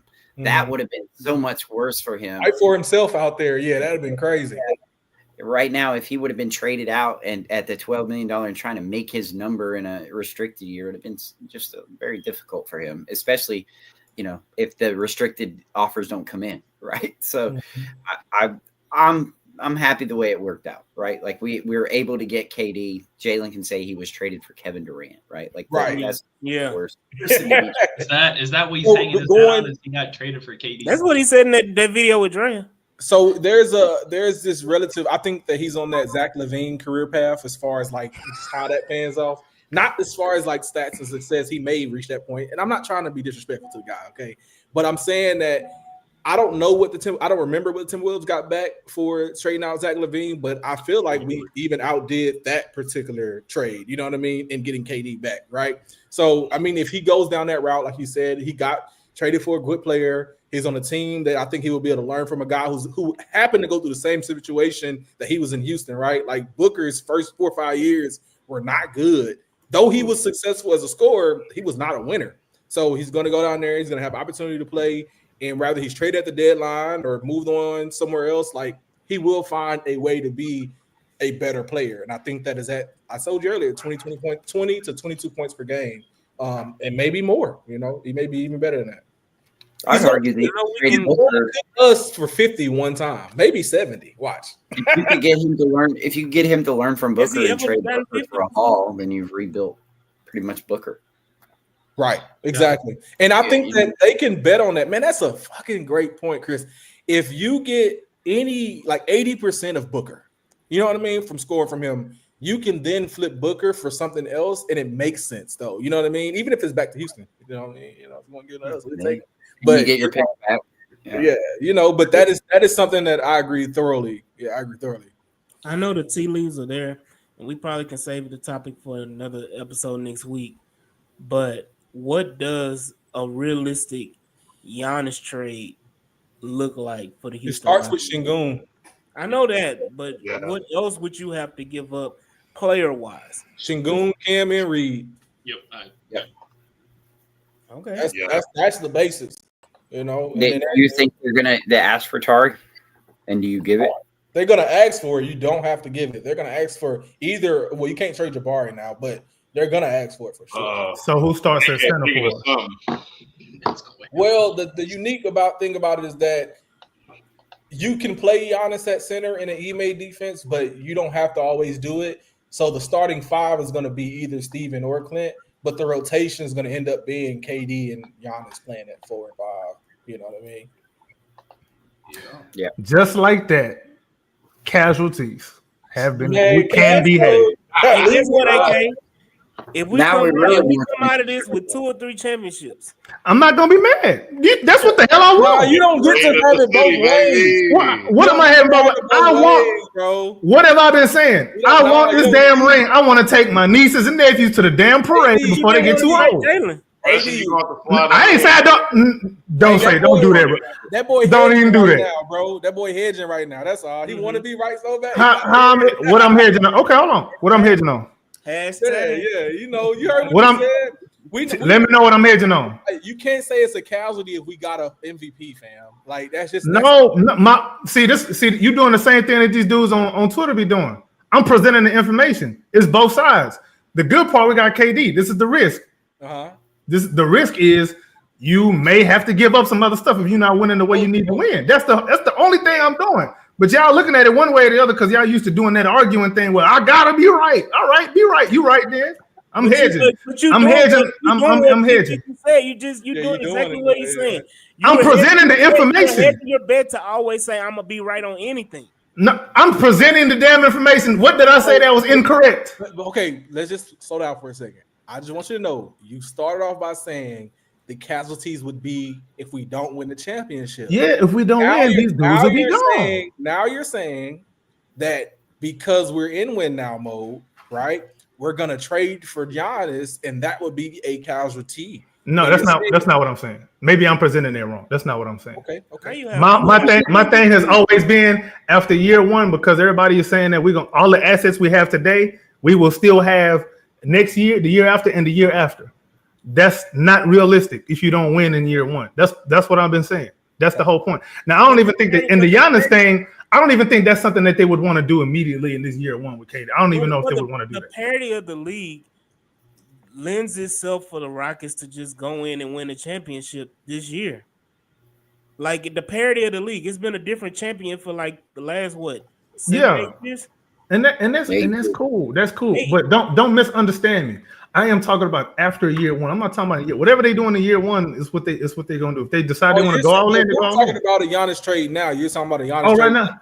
No, I wasn't thinking that they're gonna do it right now. I don't think they would do the Giannis trade that right now. No. See, that's what I'm saying. That's break down the communication. See what I'm saying? I got you. Okay. I said after year one, we don't win a championship. There will be casualties. It has to be expanding this trade. Maybe I'm tripping. Chris, you were talking about expanding this trade, and because the Shingun, so forth, right? Like it would require us to trade Shingun, Cam, Reed, Jock, and some picks to get Giannis for this year, correct? What I don't, money wise, for sure. What I don't want is us to make a mid-season trade and us trying to figure it all out, like trading Shingun. Nah, that's good GM and AD. You can't say that, bro. You got to do that. If it's on the table to be had, yeah, you got to do that. You can't really just say no, bro. Giannis specifically, is there anybody else that you'd be looking at that Giannis level? That maybe boy. Be like, hey. As a matter of fact, the Clippers got Brook Lopez. So is that the domino that puts? Lakers are losing the offseason so far. Hey, listen. It is more important for the Lakers to lose than the Rockets to win. Hold on, Chris. Hold on, Chris. What were you saying? Is that the domino for what? Giannis. Oh, okay. For who? Because if he's sitting back waiting now, there are other free agents. Oh, yeah, his team is getting weaker. Yeah. Correct. They re-signed Portis, but and KPJ. Yeah. Well, it depends on if they have a backup center option because Brooks wasn't all that good for them anyway last year. So he was okay at doing what they needed at a minimum level. I'm not saying it's great. Maybe it's Horford. For the money, for the money. But they don't have the money to bring in Horford. Who would they have to get rid of? bring in Horford. Who they spending Hold money on. They're- on? they're- Hey, You they talking about spending LA? 50 on Dame. They I'm spending talking 50 on about. Oh, Giannis. Dame. 23. Oh, You talking about Milwaukee? I was Yeah, confused for a Milwaukee second. was his And- second Yeah, apron. he's hurt all. And they still got yeah. 25 or 23 on Kuzma too. Yeah, So between the two, that's Ew. 125 right there. Yeah. Minimum. That was a They horrible spend it. play Yeah. to get Kuzma. so They they're don't have money. pushing apron too. maybe Yeah. it's a shift. I mean, you can put Portis plays the 5, but he plays the 4 too. So Portis at the 5, Giannis 4. You got Kuzma still, Dame, and KPJ. I don't know. Dame hurt his ACL. Dame's out all So this he year. done. Dame Or he out tore his for- Achilles. I'm sorry. Achilles, He tore right? his Yeah. Achilles in the playoffs. Yeah, so he done for a while. And that's another point. I know we had brought up James Wiseman, but before we got Capella, he's out. And he's another Achilles victim. It happened early though. He'd be back mid-season. It Yeah, happened like is he ready 3 to or 4 play? days. So are the Bucks? Hey, what- they can what go are the get Bucks Bol doing? Bol. We can't get them no more, but they can get Bol Bol. Baby. Oh man. Would you rather have Bobo though over What is Bol Bol like Nigerian? What is he? He probably he's like He's Sudanese. he the Sudanese Wemby, baby. the one I'd have looked into would have been the Josh Minot. Okay, that's midnight. Yeah, I like that one. He'd have been one to be looking at, especially with Ivy. You probably could have got him at a cheap discount, and he'd have been one that, just like the Capella deal, you don't have to play him all the time. He'd be almost like a project. He's young. Yeah. Are we he's looking to free take agent. on projects because we barely developed? Well, you know, players last year? No more projects. You know There's what I no mean? projects Yeah. under KD. I don't- There's no projects. I think the Capella move is so that Ime has all the viable ways to play. Like now we can play any which way you want him to Yes. play, right? Yep. Like it's just the ability You sure? to kind If of he's Yes, not part of the yes, final AK, trade. we're sure. Nah. Because I'm thinking like we got to think realistically. If Ben Thompson has to miss a couple weeks, how that's gonna look? Yeah, we Fred, argued this. I Tari- argued this big time. Tari can give you Anybody some too goes as well. down. He can't. Anybody goes down in this roster, we start to get slack real quick in a lot of different ways. If Amen goes down, we don't have enough ball handling. Well, If Fred goes down, I think the misconception is like the only person that will hurt our wins will be KD at this point. You know what I'm saying? So we can still win games without any of the other players, even Şengün at this point. So What about Fred? Boston If got Fred this- goes even, down, even without Fred, we can win games. I think so. yeah, absolutely. Boston who got is this moving seven. the ball like just respectfully? Who is playmaking at that level with that level of ball handling? It would have to be a post dominant, so you have to go a lot more through Şengün and getting it to KD, but you just wouldn't have like that guard handling unless it was a man, right? Or Reed would have to step up. But the point is that you could win, like winning games and winning a series is different, or having a winning record is different, right? So if Fred was out for 15 games, KD could win you 10 of those. You know what I'm saying? Just without Fred. But would you want to put that load on them for the whole season? Nah. I don't know because I just watched them struggle in Phoenix. Now I know the teams are completely different, but they didn't have Way different, yeah. that playmaker. They had more spacing. But they kept him 500 though with KD. Like he was winning. But they were a bad defensive team too. They was Sure. Terrible. Again, I understand. awful. But my point being, and I hear you, D. I think regardless, I think we were the better team. Obviously, we were second seed for a reason. But looking at it this way, if Fred goes down, we saw how mightily the team struggled without Fred. Simply from a playmaking, not saying overall, just from a playmaking. Other players was out too though. And sure, other players were out too, right? It was quite the injury-prone area there. But then we look back to the season before, when it was year one Fred. When Fred went down around that area, it was, hey, Jalen, please score 35. Yeah, but I'm saying those You know what I were very different constructed teams. You have a KD now. Sure. That Okay. 27. If you're confident with that, I'm not saying that That's you're an wrong. MVP, yeah. But okay. sure. Okay. Yeah, I promise you, Listen, yeah. Okay. My question is this: as far as starting lineups, we're assuming that the front court is going to be KD, Bari, Şengün. Them three guys kind of sort of operate in the same area, kind of sort of. KD, Bari, and Şengün. I got you. Yeah. can Like say that. how do we expect this to look? Hey, Chris, you said that KD is viewed as a guard in your mind in this construction. No. Hey, matter of fact, Ben DeBose said it on his in the logger line. He just said that everything that he's hearing coming out of Houston, they're just treating KD more as a 2 in this case. Okay. So, I mean, I think that, if I could find a way to put it in words, I think that we have a roster construction that everyone's not really in a traditional position. Okay. It really is like a positionless roster at this point. So you can have a man and KD on the court together with a Jabari Şengün, and the only place that you would need spacing or isolation is wherever you're placing Amin Thompson at, and wherever Şengün is getting his stuff on the block, right? And I think everything else is kind of you can kind of shift around. So if KD is the guard, I mean, he's gonna sit at the. I got some news. Go ahead. Nikhil Alexander-Walker signed a 4-year, $60 million deal with Atlanta. Okay. Unfortunately. I That's like cute. that. He's going to go to the Celtics, so the Celtics just. Yeah, I figured he'd go somewhere where he's gonna get some playing time because obviously, a guy like Is that, Is no. he's gonna get more than he get in Houston. Yeah. He's gonna play. He's gonna be more at the 2. I got a question for y'all real quick. We was arguing about in the chat earlier. You think Luke Kennard here? We were looking at the stats, and I think he requires at least 5 threes a game. You think we can get that to him if he comes here? And I know they were talking to him today for sure. I'm sorry, what you say, Chris? Not an Ime's offense. Yeah, I don't think he prioritizes it. If he was to prioritize it, you think he would prioritize it with some pin downs. Oh boy. I just don't. I mean, when you talk about Reed Shepherd, he has to step up. You talk about Fred, KD's getting them, and Jabari's getting them. So I don't know how we're gonna get 5 to Kennard, but I would like to see him here off the bench. Yeah, I mean, I What's the minutes distribution even gonna look like?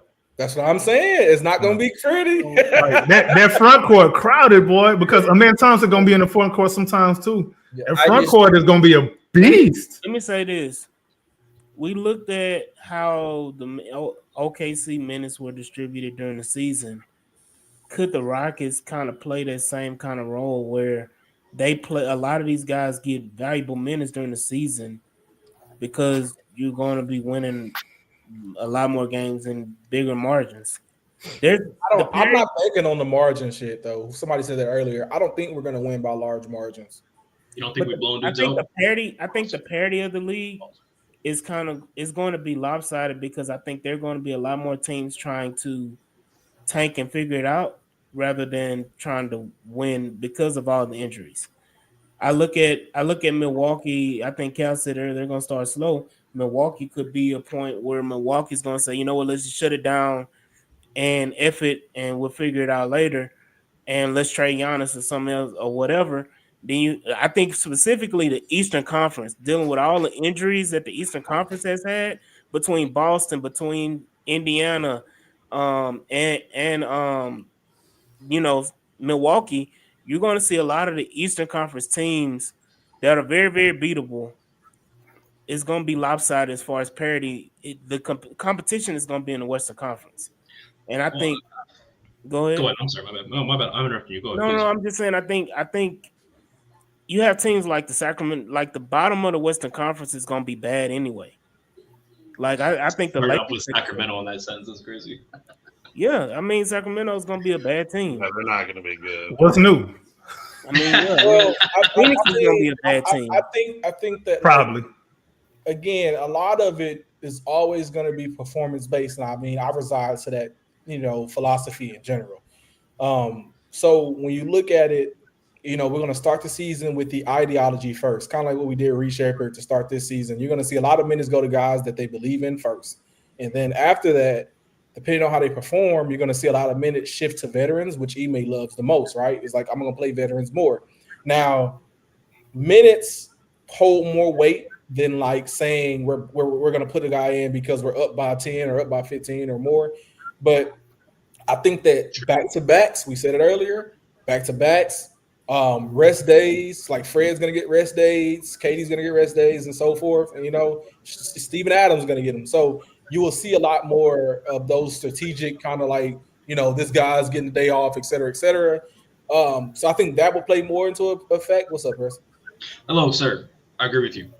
Actually, this is probably the first time on any pod I've ever said I agree with PG. I thought you was going to break some news, man. That's a lie. That's a lie. PG know he got a lie. But I thought you was going to break some news. Oh, Aiden went to LA. Aiden went to LA. Aiden. Dominating. Wow. So they ended up getting Aiden. Yawn. I think they ended up AK. just I'm with you. 8. Yeah. I'm Man. not too worried, but what I wanted to say was, we talking about resting dudes and whatnot. Off of just pure speculation, how many games do you think we win in this year? Close to 60. This for PG. This for PG, man. I'm 55 plus again. This is a 55-win team with a Okay. inefficient guard, right? So I mean, we have the same components that made us this. Mhm. And I mean, you can claim that maybe 5 of those wins were Dylan Brooks, but you got Finney Smith and you got KD. So I think you're still at that 55. I think that this time it doesn't feel like an overachievement, though. I think Okay. it's the type of 55. You think like expectation is 55? Expectation is 50, but I think we get 55 off of like this is a team that everything's clicking. We're mostly Okay. healthy going into the playoffs. So we pretty much not really going to be concerned with like seeding and none of that. I don't expect us to care too much about seeding. Well, we'll care about seeding because that's Ime's thing. But yeah, go ahead. I was just about to ask that. Do you think that we kind of punt on some more games this year and kind of look playoff heavy? Early. Not because I think seeding matters to Ime a lot. You know what I mean? I think he's kind of said it before in other ways. So, and I think this team they can't play in the West. You can't play around with seeding. So I don't think it's something that's we'll figure it out. No, you want to be top 4 and you want to sit in 2, maybe 1, but 2 and 3. Okay. If that's the case, then resting certain guys back to back ain't gonna happen. Well, but that's why you got the guys you have. You can still win and rest. My bad. I didn't mean to cut you off. No, you're fine. Is this a good regular season team though? I mean, you asking everybody? Why wouldn't they? I asked everybody. Yeah, what would be the reason you don't feel that way? Let me ask that. It's what would I just feel like it would be better for this to be I think the better option would be to be a playoff heavy thought early, right? I wouldn't care about seeding, and I would try to have the healthiest squad and the most connected squad coming into the playoffs. Well, let's look at the pros and cons. Let's look at both sides of it. Let's look at the pros and the cons. I don't disagree, but and I think these are good points, very, very detailed points that we'll talk about throughout the season. It's going to be super fun. But let's bring up the first 30 games of Tari Eason. You remember how he played backyard, high up for just rudimentary, it was just crazy. And because he got injured, it kind of messed up a lot of his kind of how it panned out for the rest of the season. So if you're talking about it from that point, that's where again the rest days come into play. But that's why you have to have depth. You know what I mean? That's where coming at you. Killer Cam coming at you real quick. Killer Cal still mad we traded Jalen. Yeah, I'm not talking to Cal, bro. Come on. but the point is if you have Dorian Finney, you have Tate, you have Holiday, you can win games rotating, cycling guys out, as in Fred takes some days off and Holiday plays. There's going to be some rest days for KD. You have Clint now, so Steven Adams get rest day. It's going to fit. But now when you say it that way, I understand why you ask it because, when you're going at such an intense level of defense and level of play, that hindered us. If you look at what happened to Tari last season, so I get it. I don't think that we wouldn't be a good seasonal team, though. You know what I'm saying? In-season team. I think they want to win the cup. I think they want to win games, so they're gonna be strategic in how they approach that. I'd be fair. Let's look at right. All these guys have had sustained long injuries in their careers. I mean, we're coming off Atari, Bari, you name it, man. Amen. You don't want to mess that up though, Chris. That mindset, bro, that you fuck around and you 30 wins mid-season, you know what I mean? But we're looking at it. We 60. True, but I'm saying it's not okay, that's competency is what I'm trying to say. You know what I mean? It is a level to it that but our 30 wins when we got it this season, we got ahead of the curve by I want to say 8 to 10 wins. And it was as long as we maintain this pace, we're good. But 30 wins mid-season and then we're dealing with fatigue and injuries, bro, that's not shit can go bad fast. You go on a 10-game losing streak, which we almost hit February this year. Bro, that's what I was gonna bring up. Because there's ebbs and flows through the season. What if the start is a little slower than we want, Right. Or what if the start is a little faster than we expect? Well, we had Does that change the calculus along the way? I will say this though, I don't think that there's going to be a double-digit difference between the number 1 and number 2 seed again this year. Upcoming. Yeah, I don't think that. I don't think that. I think the Oklahoma Okay, City. so you're talking about? Yeah, I think they were a good team. I think they won a championship. They were champions. I don't think they're going to repeat and win 66. What they won 66, 68. 67, They 68. won They're 67. going to win 68 games next year. Yeah, 68. With that, like a quarter of the league hurt with Achilles injuries to start the year. I don't know East about is that. wide That's in the East, though, huh? That's in I the think East. most of them in the East. I'm gonna say this. I Kyrie, don't wish bad on nothing. I mean, but that time is coming for SGA. Chill, motherfucker. Chill, bro. oh, Dark. This is a dark rundown, bro.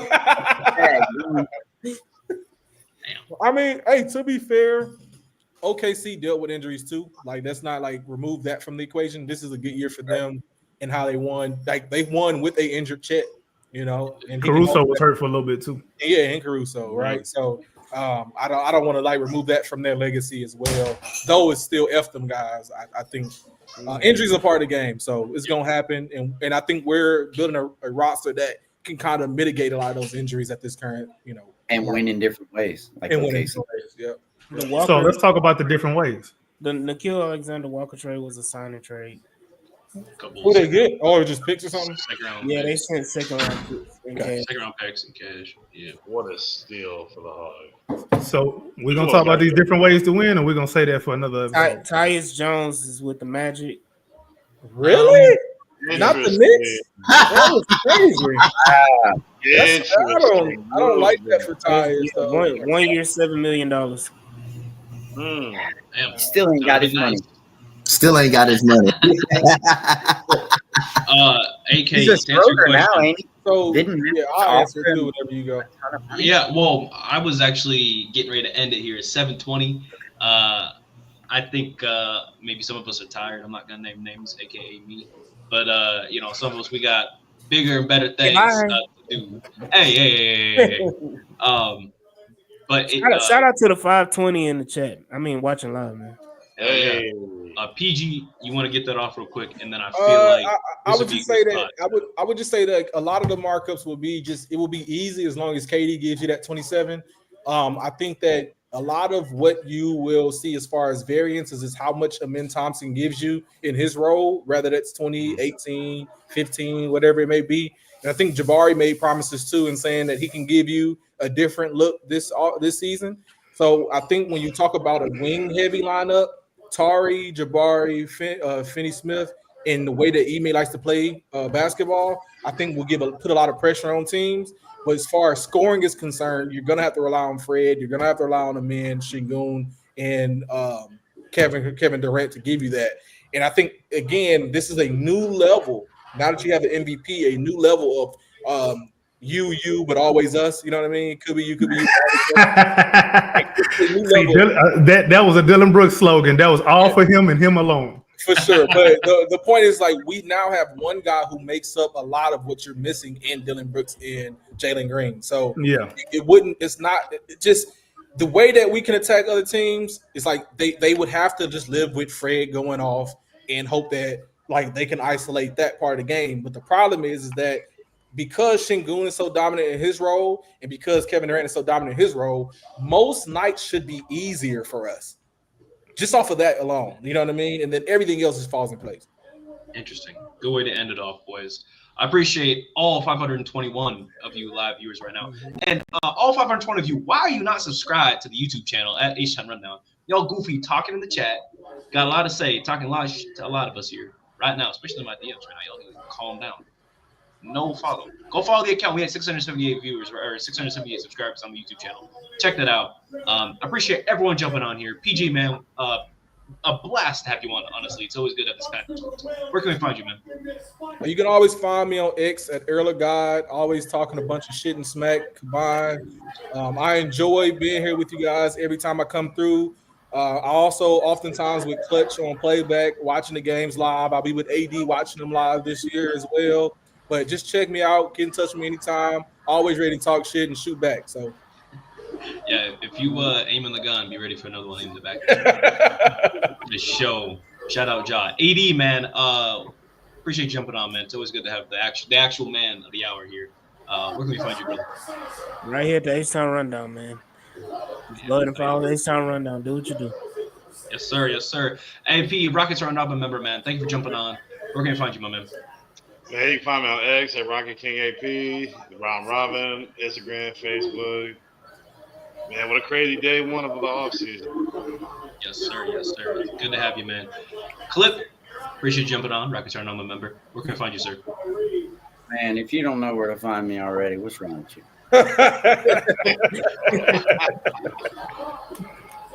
Valid question. You guys having me, man. I always have a blast on here. Yeah, it's always a blast. It's always a blast. We appreciate you, Clip. Donte, my brother in arms. PG, Donte and I really been holding it down for H-Town Rundown, especially since Smiley was here. And now we actually had a winning and it's finally good to talk winning Rockets basketball. Coach Donte, where can we find you, man? Hey, appreciate y'all having me on, man. I believe, much as I wanted Jay Sean Tate to be gone, but it seemed like he seemed like he gonna. We didn't have to talk about him. We had to talk about him. But That's how you done with Haslam. He may be retiring as a Rocket, but I believe him and Jabari Smith are the only two people on this team. I mean, Alp is a part of still the era that AK Homeboy. Hey, don't do that, bro. That ain't my homie. That ain't my homie at all. Nah. Y'all can find me right here on the H-Town Rundown. Y'all can also find me at That Rock Is Gone Twitter, Coach Donte 5 on IG and all of that. Y'all find me right here too. So yeah, just talking to Rocket. Yes, sir. And last but not least, AK, man. Thank you for jumping on. Rockets Rundown, my member here. Where can I find you? He gone. Look at that. Oh, get out of there. Wow. You can't get your Steven Hey, Silas. man, it's Ron's fault, man. Man, y'all racist as hell, dog.